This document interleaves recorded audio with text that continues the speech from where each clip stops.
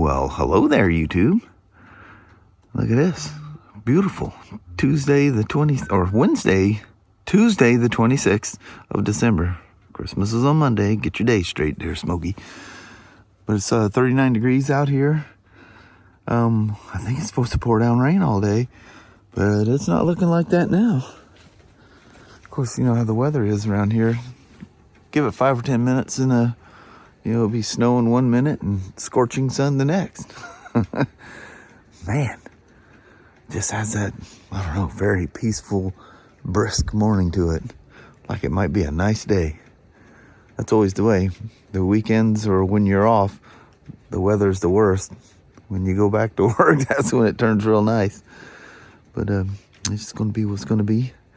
But I hope you guys all had a wonderful Christmas again. And well, it's back to work for us. Y'all come on along. See how this day works out. 45 and mostly nice. There's some high clouds up there, but could be foggy stuff too. Mm-hmm. Well, Mama? Yes, I have that. We made it to, well, this will be our Monday this week. Yeah. Tuesday. Mm-hmm. Christmas is over. Yeah. All the prepping, whatever. If you didn't make it, you didn't make it. I know it. I think everything came out right, didn't it? Yeah, it worked out good. There's just one thing for you. I think you kind of knew what that one was anyway. That showed up over the weekend. But anyway, let's go in there and bust it out. All right, sounds All like right. a plan. Love you. See you. Bye. I love you, babe. Bye-bye now. Bye. This is the one gift that didn't show up in time for Kelly. But she knew about him beforehand. I think she's probably forgotten about him. Because she's going, what? She goes, what was it we were waiting on? I said, well, if you don't know. But anyway, these are little Velcro on heated grip deals. So they make this so you can quickly remove it and install it if you don't want them. But you're left with some, I can't stand bracket things mounted to the bike. But it looks pretty straightforward. It's got those Tamiya plugs on it. But I can convert those to something different, depending on how you hook it up. But anyway, the one thing I was worried about, and they do seem kind of thick. I mean, it wouldn't bother me, but they're kind of thick, and you can literally feel the coils snake. You can even see them too, snaking back and forth inside there. But you just have a quick disconnect. Just do it nice and tidy, and just put them on when you need them, and leave them off when you don't. That'll work great for the little Grommy. Tie her in, get her hooked up with some heated grips. Those cold days. Oh, good Lord. Yeah, Loctite. Velcro is serious. Oh, Lord. That's pretty straightforward. Kind of cool, huh? But pretty straightforward. And they have you just going straight to the battery with it. Good Lord. I could take 2 circles around the Grom with all the wires in that thing. Some zippy ties, and looks like double-sided tape. Oh, it's got zip tie holes. That'd be fine. That'd make it more, but depends on where your connection is to how quick you can remove it. Plus, you're going to do it nice and neat, so it's probably going to be under the tank. Everything's all hidden. And it doesn't have a timeout. This is I think this one's been superseded by another one. You can get these things crazy cheap. I think they were $28 or $29 on Amazon. And but anyway, there's no timer on it. So if you leave them on, you just come out to a dead battery. So you need to make sure you turn them off. So that gets risky. Might be able to find a circuit that's, I don't know if a Grom has an accessory circuit on it, but if it does, you could tie into that, and that makes it a keyed hot. But that may draw. I don't know if they have any specs on how much it draws, but remember your oxygen get hot. Yeah, always wear protect. Yeah, that's a warning that should be on BMWs. They used to come out of the crate with the heated grips on high. Of course, you're going through all your stuff and you fire it up the first time. You're doing all your checks and everything, and you reach up and grab. First thing you notice, you smell rubber burning. You're like, what is that? Reach up there and grab those grips, and holy moly, your bare hands. I wonder what this RR's in here for. I have literally nothing on my schedule, and there's only 2 other guys. It's just me and 2 other guys upstairs, and none of them have anything on their schedule either. It's like stupid quiet. But, you know, we went through, you know, the basically 2.5 years of the pandemic where sales just hit record after record after record. People were buying stuff like the end of days were coming. Well, now these guys are having to pay for all that stuff they bought. It was nuts how things, it was the craziest. I mean, we broke all records. And I think every shop I've talked to, all the same thing. I mean, it was fighting over bikes. I didn't show it at all, actually. It was actually embarrassing upstairs. We were selling them faster than we could get them, and it literally was open enough we could have little pit bike races up on the showroom. It's crazy. But, yeah, all that come to an end. Like most people are saying, you know, we've gone through, you know, 3 years of craziness. This is our first back to normal thing. But it's, you know, this is normal winter when it's super, super quiet, but it's like several clicks quieter than normal. Looks like Tim got everything out from down here, except for those 2 dirt squirts, and that one, there's some kind of a recall on the stickers or something, and one of them was damaged. He tried to save it and it didn't work, so it's down here trying to get another sticker piece. I don't know what the deal was. I mean, it was, well, I don't know if the recall was a bulletin. But anyway, hot hands from Oxford. So the service manager pulled up something. I need to ask him again. He's not here today. But it looked like these little snap-on half-piece things that weren't Velcro. Probably not as secure as this, but maybe I'll stick that back on and I just walk upstairs and do it on a bike upstairs and have Kelly fill that thing, make sure it's not too bulky for her. But, I mean, if you could do it neat enough that you could, you know, take it off during the summertime and just put them on when you need them, that would be nice. And some, you know, temporary heated grips. Use them when you need them. Don't use them when you don't. So any of you guys that have Himalayans, and you also have purchased a Meteor, Hunter, or Classic 350, or the new Bullet 350 that's just got announced, and you're running Iridium plugs, be cautious. The Iridium plugs for your Himalayan are different than what the J platform or J series motor is. They are a different plug. This fits the Himalayans. I got a couple for Kelly and I's Himalayans. I've been meaning to do it and just sitting here and pondering life, and I thought of it. So the one for all the J platform, they are a CPR EAIX-9. It's a protruded tip spark plug. I mean, if you look at the inner core, it's a protruded tip. It's not as flush as a non-protruded tip. So it's a different spark plug. Don't get that mixed up. But anyway, we don't have the protruded tips for the 350.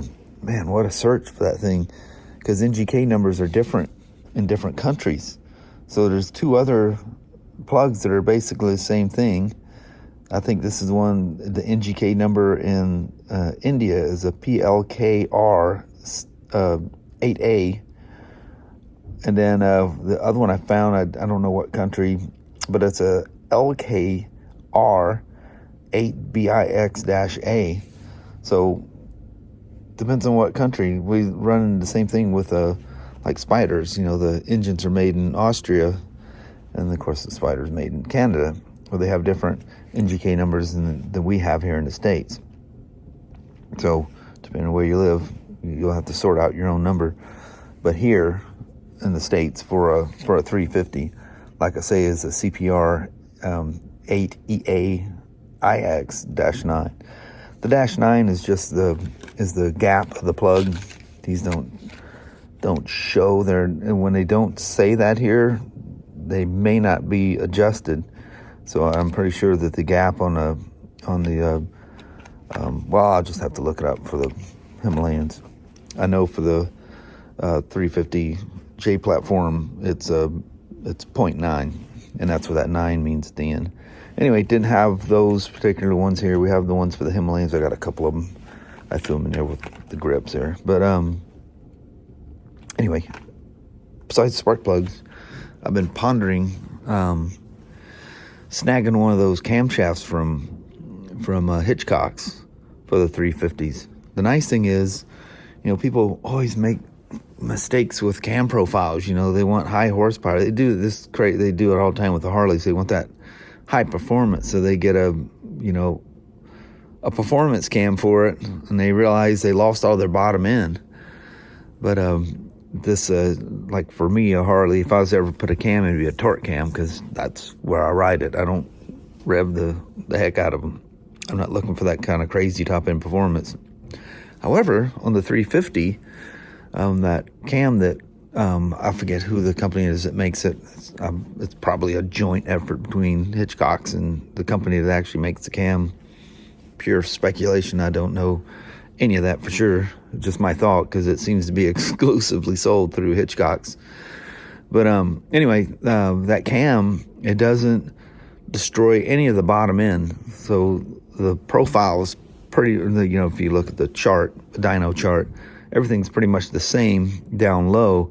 It's once you get up in as you're building RPMs, the top end power, it slowly increases. Not a big jump anywhere. It's not like, wah, you know, kicks in like turbo boost or anything.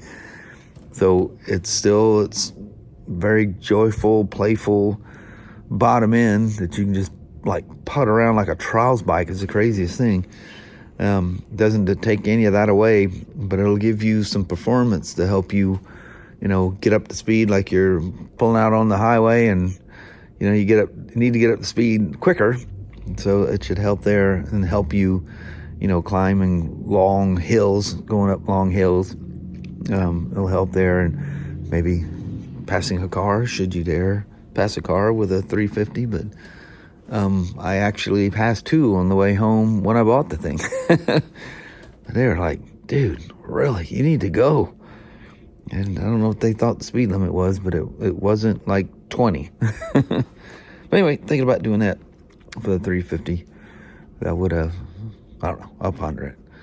You think of all these goofy things in the wintertime. But I watched some reviews on it, and everybody's super, super happy with it. And the one thing is, it didn't destroy the bottom end. It's just, you know, mid-range up is where the boost kicks in, and I guess it's quite pleasurable and makes it kind of fun, way more fun to ride. So pondering those ideas, just a thought.